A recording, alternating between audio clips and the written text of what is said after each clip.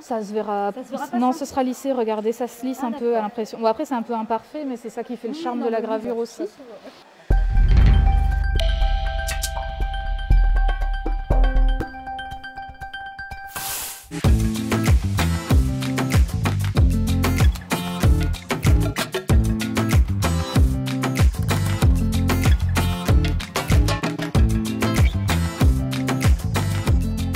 On va pas faire de la gravure conventionnelle, on va essayer de faire une gravure un petit peu plus simple et plus rapide pour avoir le temps d'imprimer. En type de gravure, il y en a deux grands types. Il y a la gravure en creux où on va vraiment graver comme dans une plaque en zinc ou en cuivre, où on va graver avec quelque chose de très pointu qui s'appelle une pointe sèche. Il y a également la gravure qu'on appelle par l'épargne et c'est l'inverse de la gravure en creux. L'encre elle reste au-dessus et c'est comme un tampon.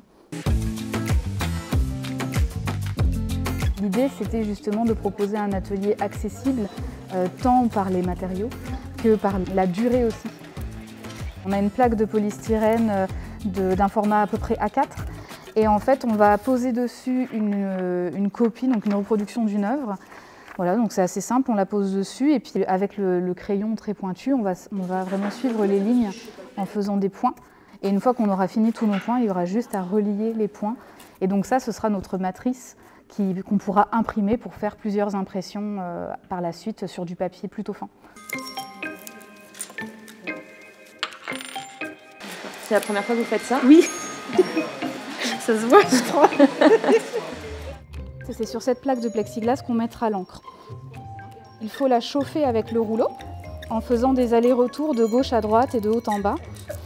Et une fois que vous entendez ce bruit-là, c'est que ça commence à être bon. Donc vous pouvez centrer carrément la plaque. On appuie un petit peu pour la faire coller. Et une fois que c'est bon, vous retournez la feuille et la matrice en même temps. Voilà. Et une fois que ça c'est fait, on prend le rouleau et vous pouvez appuyer. Donc vous faites une moitié puis l'autre, tranquillement. Comme ça, ça permettra vraiment à la feuille de bien adhérer à la matrice.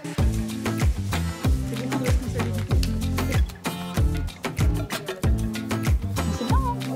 Super.